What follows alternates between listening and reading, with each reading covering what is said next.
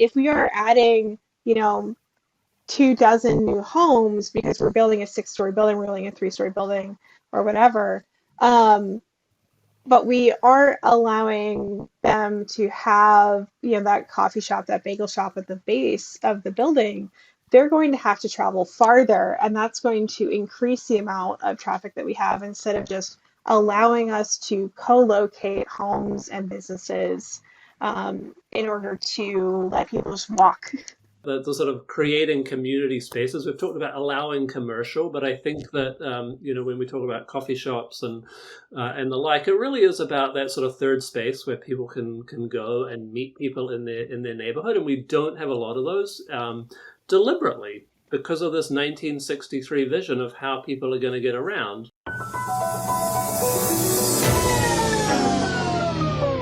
We're rolling. We're rolling.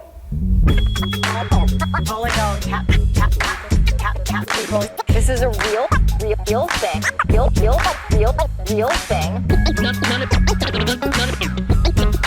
None of you have the balls to stop this. Stop this.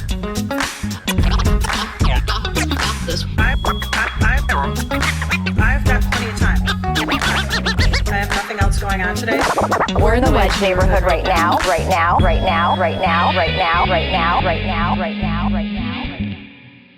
Okay, this is the Wedge Live podcast. I'm your host, John Edwards. Today we're doing an episode about the Minneapolis. You thought the Minneapolis 2040 plan was done, or maybe you thought it was thrown out in a lawsuit, but no, it's another stage of implementation. They're doing the land use, city's doing the land use rezoning part. It's open for public comment, which was, I'm hearing that it was just extended until March 26th. So Minneapolis2040.com, get on there and comment. But before you do that, listen to this episode. And my two guests are from Neighbors for More Neighbors. They are volunteers. And full disclosure, I'm a co-founder of Neighbors for More Neighbors. I had something to do with the clever name of Neighbors for More Neighbors. That's the part I played. It's a great name. Thank you, Brit. Brit Anbacht and Even. That's a tricky name. Even. Yeah. Even Roberts. Yeah, I guess we've got like funny accent and different pronunciation. Okay, so we're ready to go. My first question is, I don't know if I'm characterizing this correctly when I talk about it. I've asked a few candidates about it. Like, do you support like increasing the availability of like small shops and restaurants in the zoning code? I'm getting lukewarm responses from candidates, mostly partly because I don't know if they're aware that it's happening. Like, it's not on people's radar screen, so it's good we're talking about this. Well, according to Lisa Goodman last week, the council members also don't really know that it's happening. Yeah, we we'll got get confirmation about that. We will get into Lisa Goodman. I was disheartened to hear she's leading the process because that makes me think, well, if she's the lead council member on this, nothing is going to change, right? But anyway, the distinction between like land, at the most basic level, the distinction between like what people think when people think about the controversial zoning issues, it's like, how big is the building going to be? Like, how many stories, how many people are going to live in this thing? But there's another part that's land use, which is what happens inside the building. Brit, can you give us a little? That's what this is about, right? What is this about? That's my first question. Yeah. So what this is about is that in 2020, we changed the built form, which is basically like that kind of how big is it? Where can we have, that size of building, that kind of thing. What we're doing right now is we're trying to decide where can we have grocery stores? Where can we have a bar? Where can we have a new restaurant? Where can we have a barber shop? And that kind of stuff. And then also a little bit of like, where can we have apartments?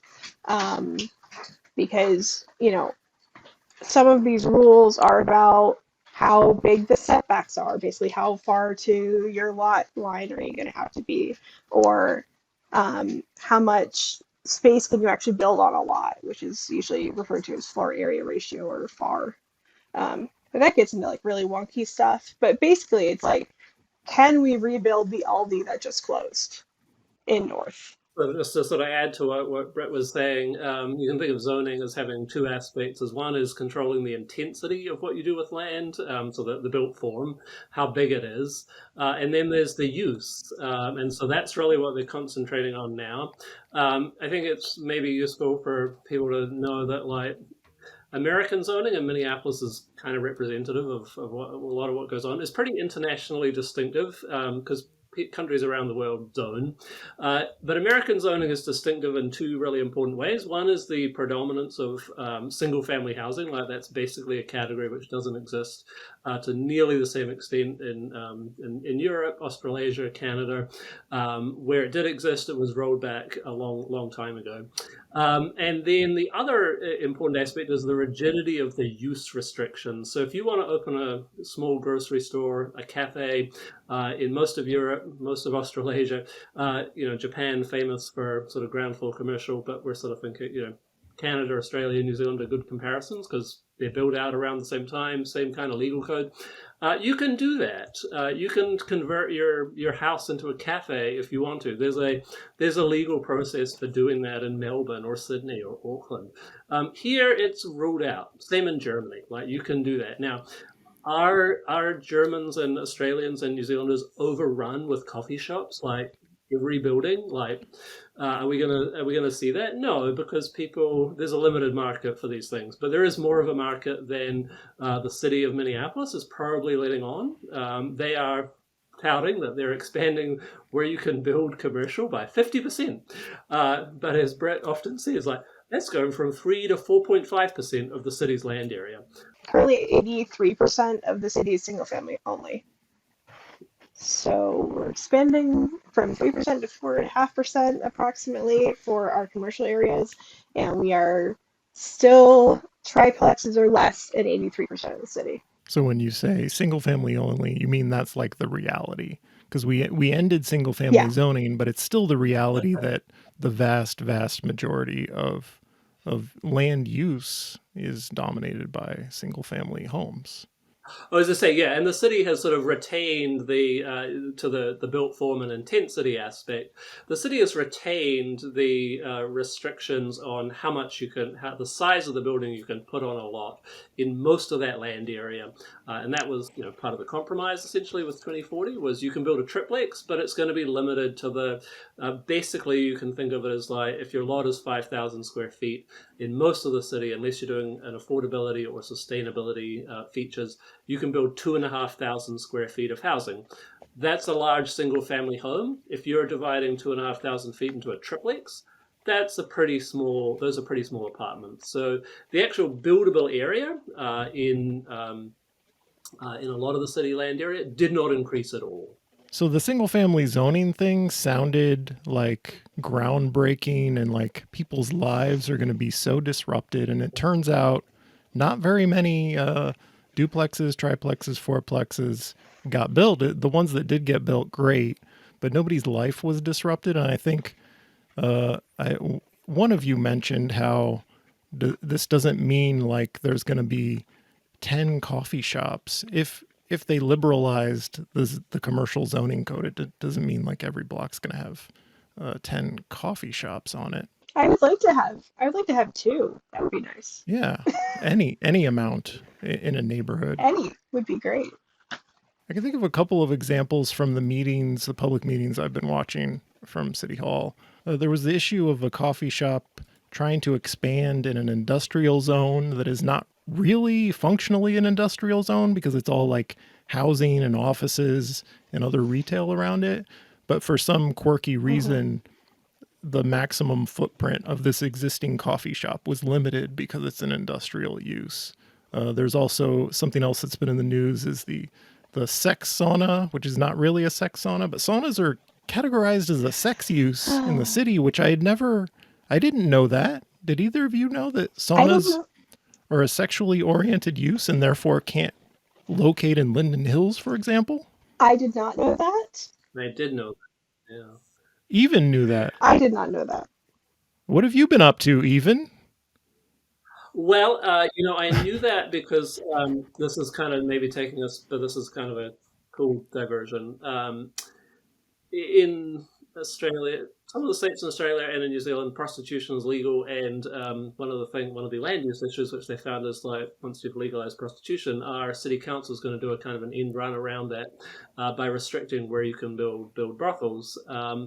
And so when I've taken study abroad classes, students have seen brothels. They're on the main street in Auckland, and then they've been intrigued about like, well, this is just illegal. And so I had a student who actually looked into for an essay, how this was regulated and compared sort of the regulation of sexually explicit activities, across different parts of the world. Yeah.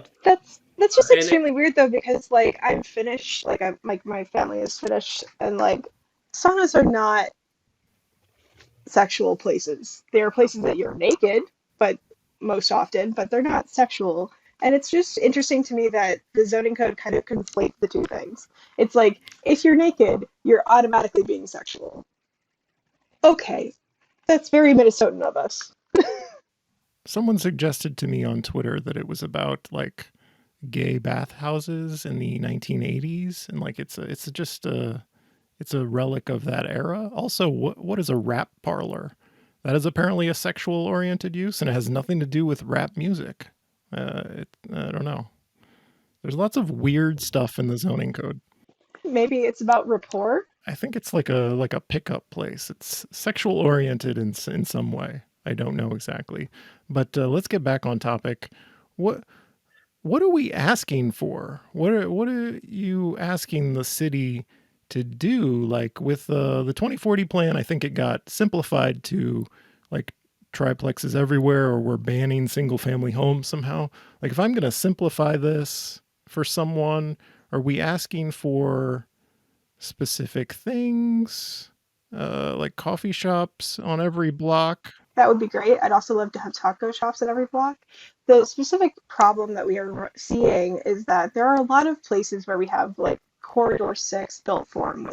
That means that like we can build, up to 84 feet tall buildings, 6-story buildings, and those buildings are located next to bus lanes, which is great. But they are not allowed to have any kind of commercial uses in them because they're urban neighborhood. And we're not asking the city to change the maps or go into all of that stuff. What we are asking for is for them to allow conditional uses, which means you have to go in front of the planning commission and get approval for commercial uses, which people need for their everyday lives. Like if we're going to have complete neighborhoods, let's actually make complete neighborhoods by allowing conditional commercial uses into urban neighborhoods. Can you give me an example of where this is happening? I'm sorry to put you on the spot, but It's on my block. don't So dox I've yourself. read about this for streets.mn. And I also did a couple of zoning walks in my neighborhood. But I live close to 48th in Chicago, and I live between like the D line and the Orange line. The Orange line is on 35W. And the 46th Avenue is all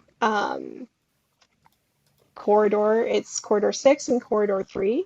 And it's also urban neighborhood, which means that like we are building potentially up to 6-story buildings next to the Orange line, but we're not giving anybody a place to get a cup of coffee while they're waiting for the bus. It doesn't make any sense to me. Is Chicago Avenue zoned for commercial?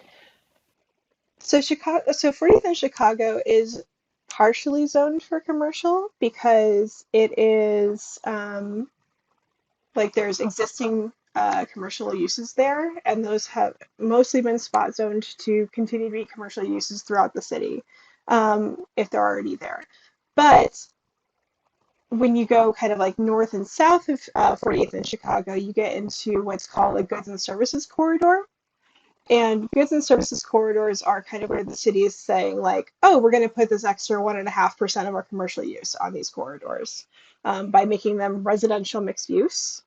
And what that means is that when you build a new use that has commercial in it, you also have to build housing on the same lot. And you also have limits to like 5,000 square feet on that lot. What that means is that you're unlikely to be able to build a grocery store because most grocery stores are greater than 10,000 square feet, including like the tiny Aldi's. And you are not able to just build commercial by itself. So I'm looking at the land use map now, and you can see them. What is it? Urban neighborhood. You can see the lines that indicate like the 6-story urban neighborhood, and those lines that are for urban neighborhood 6 stories. What is it? Urban neighborhood 3. No commercial. There's an apartment building along the Greenway and the Wedge where there's been like a smoothie shop, opened in what I don't know what it was before. I don't know if they intended to make that, but it's weirdly on the interior of the neighborhood and it stands out because you just don't see that. And it's not disruptive at all. These are very potentially sleepy uses, and you can decide, well, we're not going to allow any bars, for example. It's not as though allowing commercial means very high intensity commercial. It could be low intensity commercial. Yeah, and I mean, there's been a lot of focus, rightly so, on sort of groceries, cafes. Food is important, right? But being more flexible with our urban neighborhood definitions would allow people to, for example, convert their house into a vet clinic or use the ground floor of their house for doing things like chiropractic work or a yoga studio. Pretty low intensity uses where you can imagine that they don't need to be sort of at the bus stop. It's a destination in itself to take the cat to the vet or to decide to go to yoga class or get your back adjusted or whatever sort of specific thing you're doing. And the way that the city is structuring both urban neighborhood and residential mixed use is not really going to allow people to use their own property to develop small businesses. Again, are we going to be overrun by sort of these low intensity uses like vet clinics, which probably aren't going to be very noisy, probably not going to be really smelly? No, because the market's pretty limited, but it does allow people to use their land pretty flexibly. And this is done, as I say, in most of Europe and Australasia. People do this, and it's pretty harmless. And yeah, occasionally you'll see walking down a street there's a chiropractic or there's a hair salon sort of off on a side street, and maybe they've got a loyal clientele who know okay, I'm not just going to wander past the salon and get my hair cut. I'm going to go to that spot.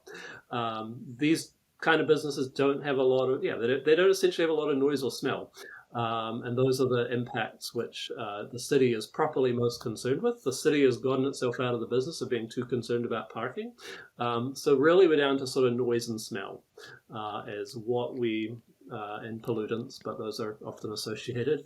So the city's not really allowing those kinds of conversions of existing property to take place. There's a big focus on mixed use in essentially new buildings. And only along existing corridors. The other main thing is that the city will say that they are letting people have their home businesses, but they're only letting people have one client at a time. You can only serve one client at a time, which is kind of weird if you have a bakery. So I could have a bakery where I sell one person at a time. I could do that, but not more than 5 people a day. The home occupations is really very limited. You can think of this as maybe it's a lawyer operating their law practice out of their home. And maybe for a lawyer, they only have a few clients a day. But with the limit they have of one person at a time, and there's, I think, a maximum of about 5 people a day for some of these home occupation categories. For things that you go through pretty quickly, like cutting a man's hair, you quickly bump up against that limit. And so chiropractic is another one. Just sort of simple example where you don't need specialized equipment and a new building to do that kind of activity. It's unlikely we're going to see, though you do see it in, as I say, foreign countries. It's unlikely we're going to see a whole medical practice established in an old house. But you can imagine sort of psychologists, therapists, just the whole range of human services could easily be done out of people's houses. We're not letting them do it. We're not letting them do it. Another thing, which I think is, sort of prescribed, not allowed by the proposed rules, is sort of flex working space would have to be in new buildings. You could only do it in a fairly limited number of areas under the current city rules. And I think as we're sort of looking at, hybrid work becoming more common, maybe people go to the office downtown a couple of days a week, there might be increasing demand for people to have like a flex workspace in their neighborhood rather than downtown. And so as the city is really thinking, people coming and going at all times, it sounds like a sexually oriented use to me. Flex work is just code for sexually oriented use. Which is only allowed downtown. I'm sorry for interrupting you with my joke. Here's a question I should know the answer to because I watch too many planning commission meetings. So we require commercial in certain like 6-story like apartment developments. There are some parts of the city where we require commercial development, and developers don't really want to do that. That's my impression, because put housing in there, it's more profitable. You can lease it up. But there's a lot of vacant new commercial. So if we made it so in an urban neighborhood, a 6-story building in an urban neighborhood 3 was commercially allowed, that wouldn't necessarily mean it's required, right? Right. So requiring uses means that we are taking away people's flexibility to do things. What we're asking for is make it possible. Basically, like, people can decide for themselves whether or not they want to start a business in their area. But requiring it means that we are setting aside an amount of space, usually in commercial areas, and because of how concentrated all of our commercial is, that area may not have enough people to support the uses that we're requiring, but we may have people in other areas that don't have any commercial access, and they would love to have that use, but it's not legal to have in their area.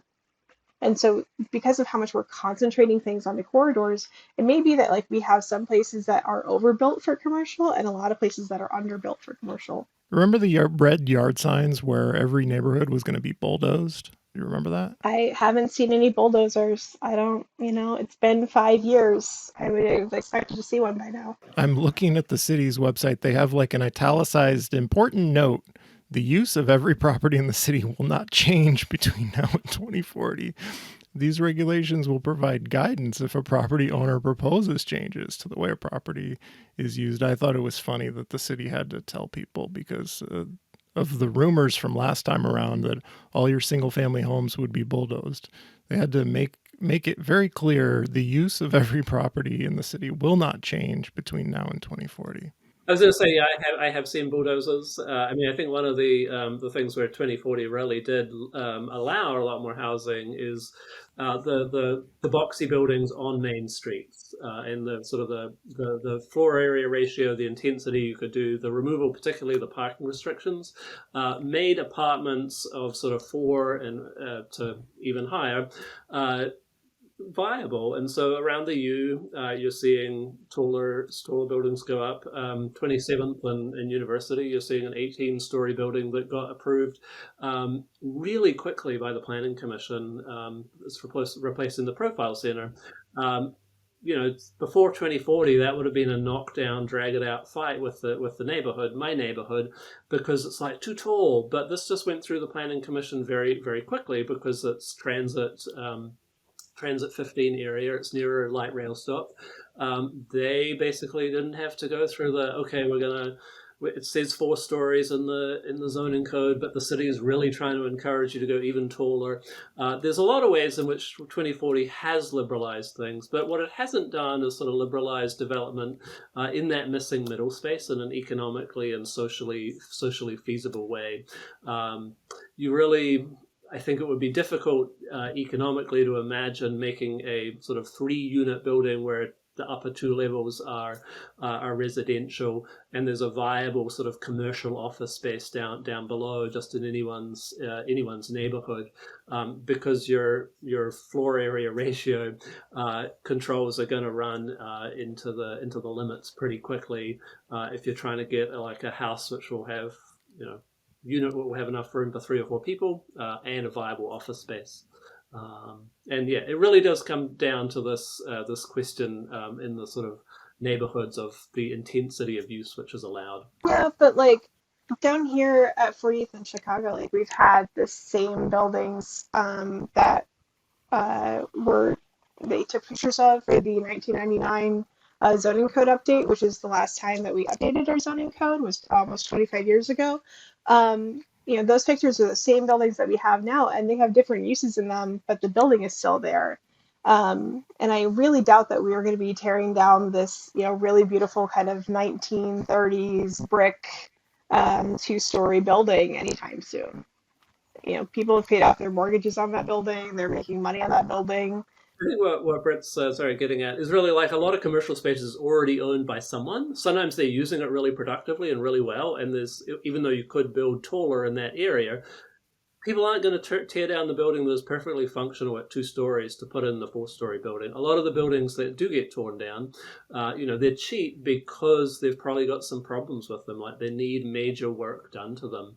And to be honest about the stage in the life cycle of like housing in the city, we've got a lot of houses which were built 100 years ago. We've got a lot of houses which were built right after World War II, and probably are going to need important work done on them. And so as people come to those decisions, we're really not allowing people to say, I'm going to replace it with something slightly larger. The city's rules are really, and if you compare the maps of where commercial is allowed in 2040 to 1963, it's remarkably similar. There's been very, very little movement in where the city imagines commercial spaces could go between 1963 and 2023. Brit, did I hear you correctly that you organized a zoning walk with Neighbors for More Neighbors? Yep, that was, I think, last week. And we have a virtual version of it up on our Twitter. So you would be the right person to ask about people are imagining people are coming in and out of my neighborhood who don't live here. They're parking on my street. I don't like this. And so I don't know if we've talked enough here about the benefits. Why should we want these changes? Maybe we have skipped over the why is this good part because we are 3 people who just take it for granted that these are good things, that there should be places for you to go. I think about like we lack gathering places. I don't know any of the neighbors in my building, on my block. I'm not going into their house. Those aren't places for me to gather. They're not inviting me into their house. But if there's like a little bookstore in somebody's first floor unit next to me, or if there was more shops on the street over. But Brit, tell us why this is good and not bad. So I live between 2 BRT lines. I live between the D line and the orange line. And along the D line, which is where 40th in Chicago is, I can walk over and I can go to like Turtle Bread, or I can go to Stomping Grounds, and I can get a coffee, or I can get some like lunch or breakfast and hang out with my friends, or like work on something, whatever. But it takes me 20 minutes to get there. And it potentially takes me, even longer. And that is less than, it's like about a mile from my house. And, you could say like, oh, well, that's fine. Like you can just walk over there. And I'm like, cool. Have you walked this winter? It's really icy. Like there's a lot of places where I could slip inside and like fall down, and it's not a fun time. It would be a lot better if we had more places closer to people where we can go get a cup of coffee or go do whatever we need to do.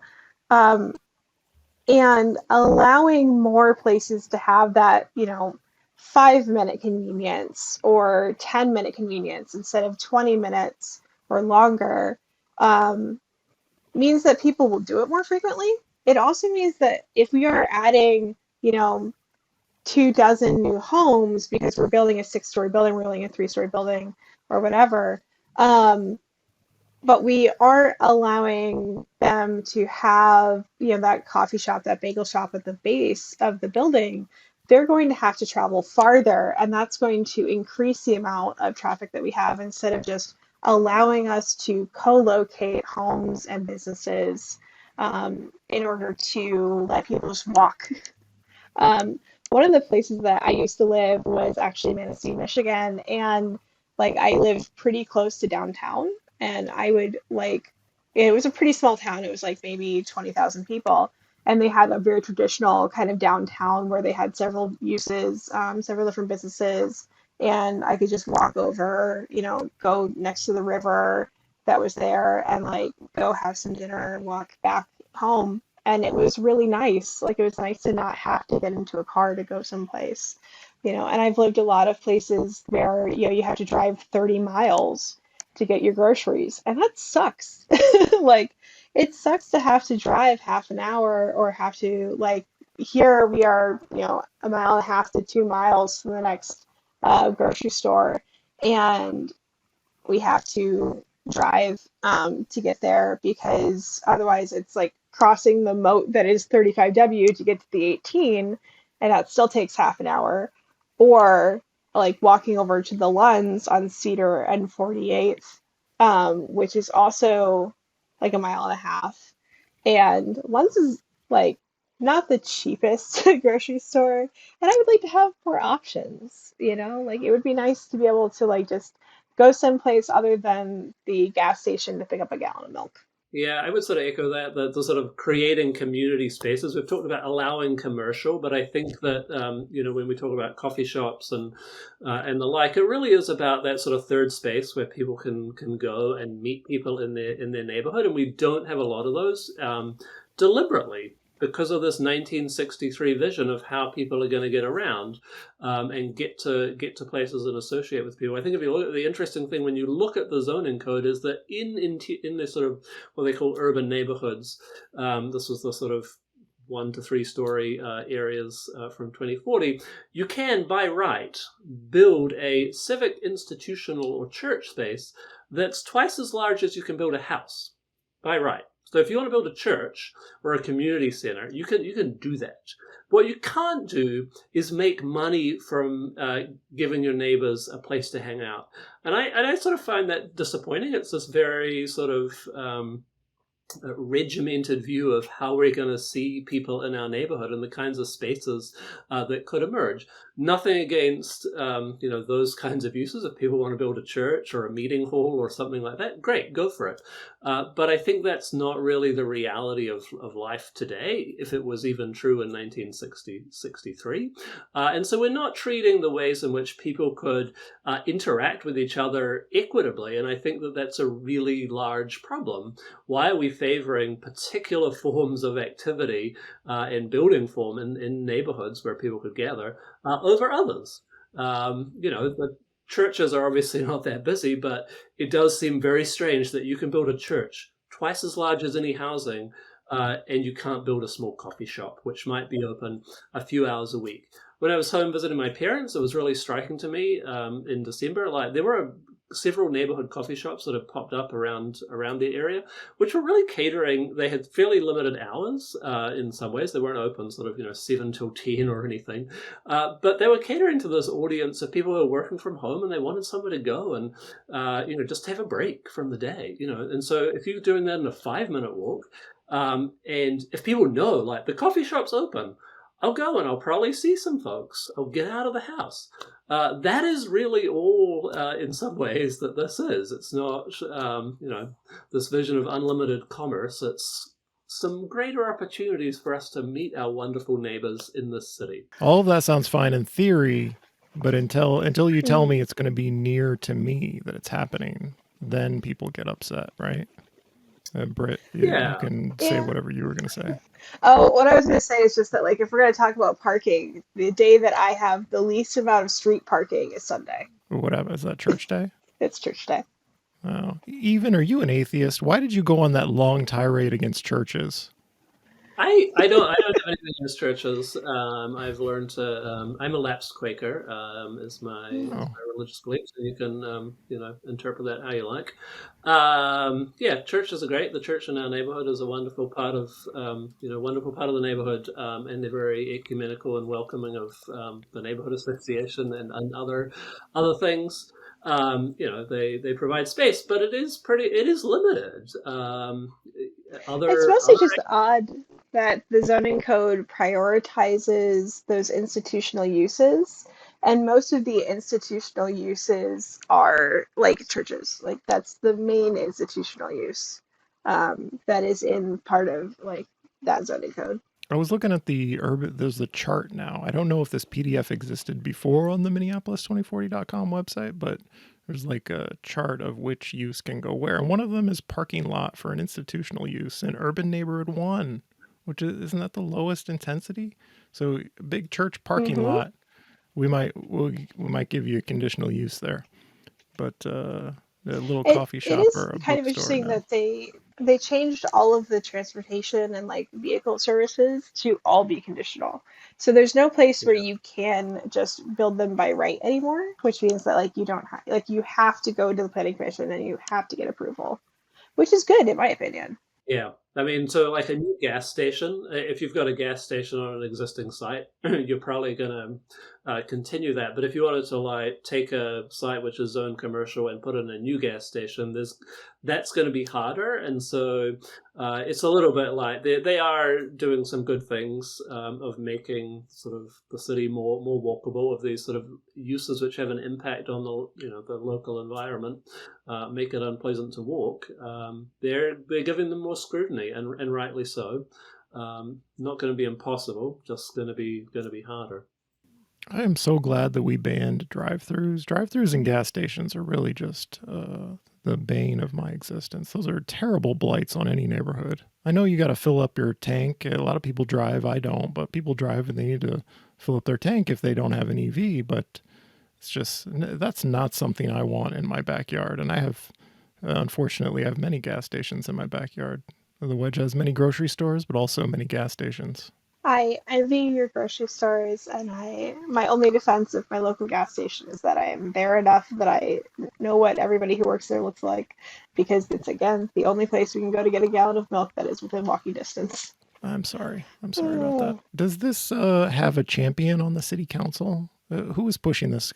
I mentioned Lisa Goodman earlier. As when I learned she was like the lead council member on this, it made me very disheartened. And like nothing is possible. Nothing will change because she's leading it.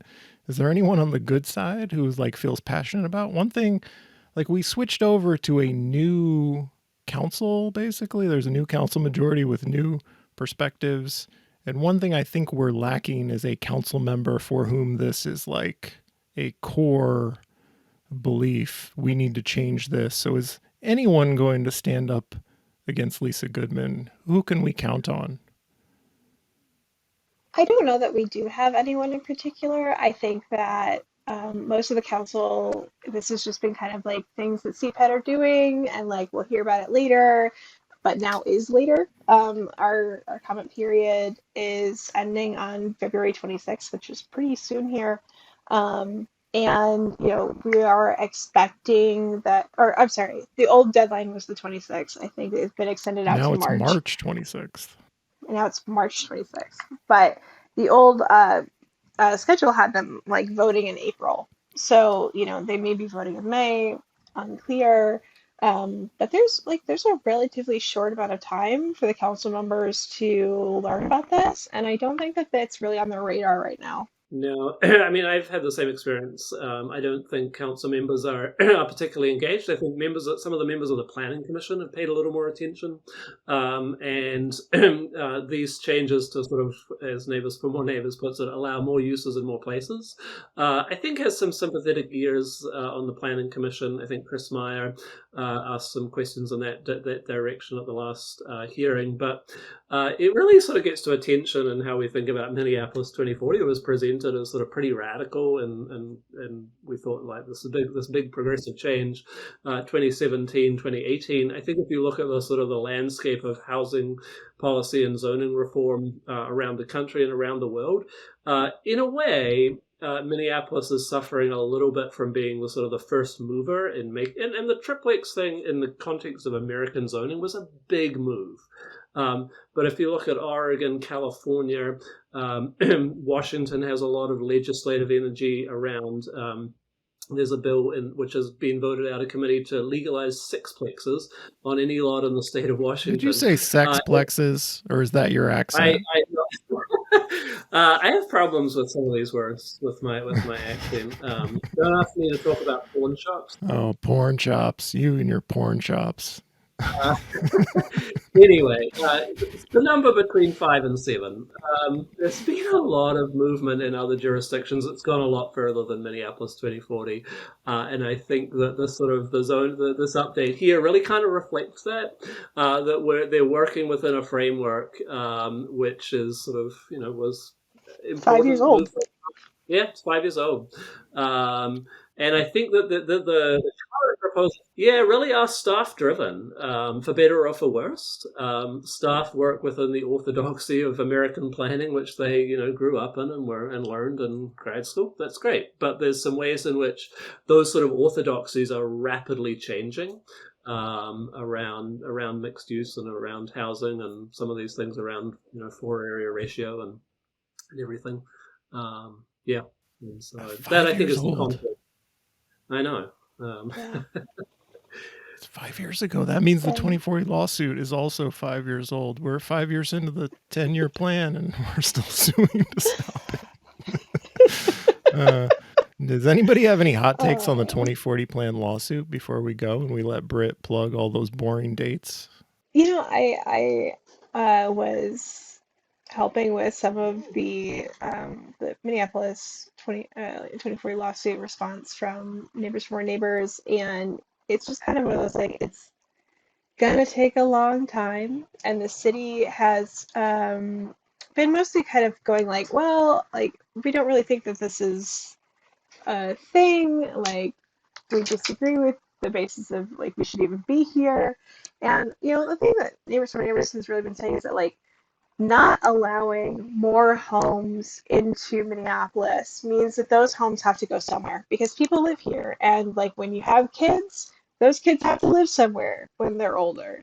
Or, like, even, and we have people who move here because it's a nice place to live. Um, if we don't build them in Minneapolis, we're going to have to build them somewhere in the metro area.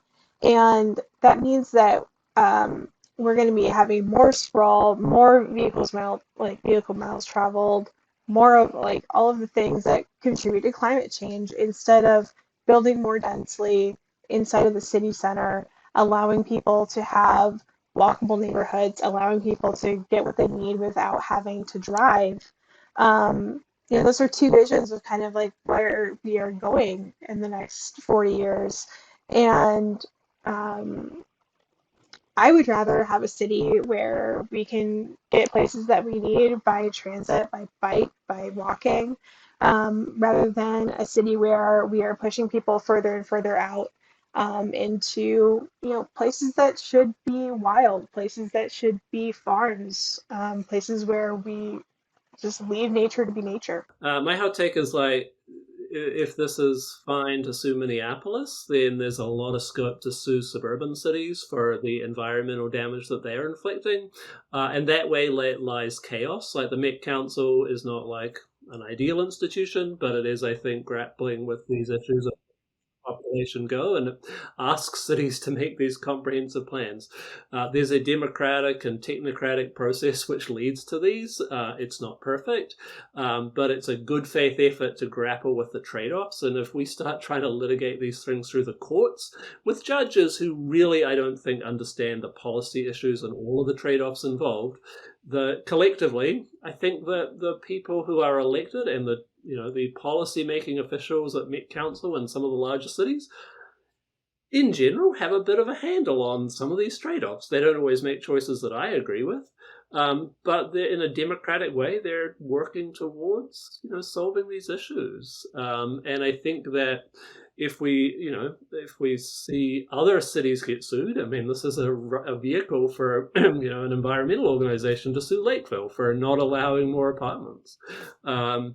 If we start seeing that on a large scale, maybe we get to a place where the state or the Met Council step in, and we start to see in Minnesota some of this preemption of city planning, which is occurring in a lot of other states. We haven't seen that to a large extent, but that is a sort of a gathering movement around the country to move these discussions to the state level and sort of take some of the control of this out of the hands of local officials who, to some degree, haven't grappled with we need more housing, and people need a little more flexibility in what they're doing with their land.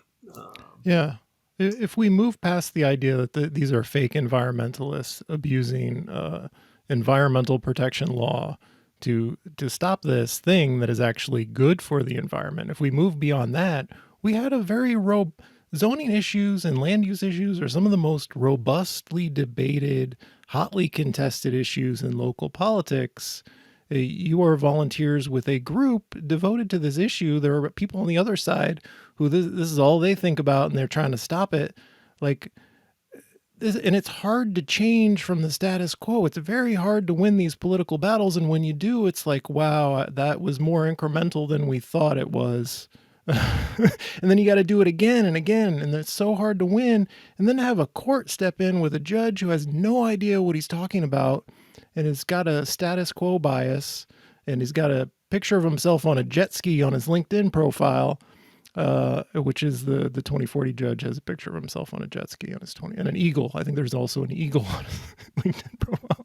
So if just leave it to the democratic process, please. The people who know what they're doing, talk this over for many years before we made any of these steps. We're not, this is good for the environment. Don't listen to the fake environmentalists. The city had 2 years of public engagement before they passed the 2040 plan. And we are currently in the middle of our public engagement process right now. So there is a public meeting, which is happening tonight as we record this, but probably be too late for people to participate when it airs. But there is a public review period until March 26th. The city has a website that has a lot of information about what kinds of changes that they're making, and they're trying to make it more accessible. And they are having a survey and a public comment period. Then we're going to be going to the Planning Commission public hearing on April 24th. Then the BIZ committee, the Business Inspections, Housing and Zoning Committee on May 16th. City Council on May 25th. We probably won't see this ordinance published until June. And, it's hard to know how long that will actually take to implement. But I do think that a lot of the changes that they're making are good. This is the first time we've made any changes since 1999 in a major way, which is, again, 25 years. It could be 25 years until we change it again. And, by that time, my 2-year-old is going to be out of the house. So I hope that they have some place to live. Yeah. The important thing with 2040 is it set up some really ambitious goals around the environment, around equity, about opportunity, about shifts in transportation and housing. And I think the real tension that we're seeing sort of through this rezoning study and the politics, but also the staff direction around and the staff proposals is sort of this little bit of a lack of follow through. It's putting these specific policies in place to enact the goals that were agreed to by the council. That's the sort of the battle here is the city has not really followed through on the implications of if we're going to do these things, then we have to change these policies in a stronger way than we're currently doing. And you saw that with the sort of with the built form rules, and you're seeing it again a little bit. The goals of 2040 talk about complete neighborhoods. But it's hard to have a complete neighborhood if there's a very limited number of places where you could build a grocery store or a cafe. And we got to push the city to live up to the things that they agreed to and that they voted as an adopted city plan that they're going to work towards. That's the stakes here. I think that's a good place to leave it.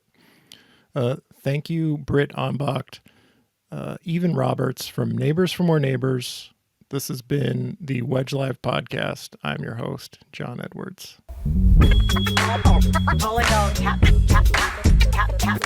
This is a real thing. Real thing. None of you have the balls to stop this. Stop this. I've got plenty of time.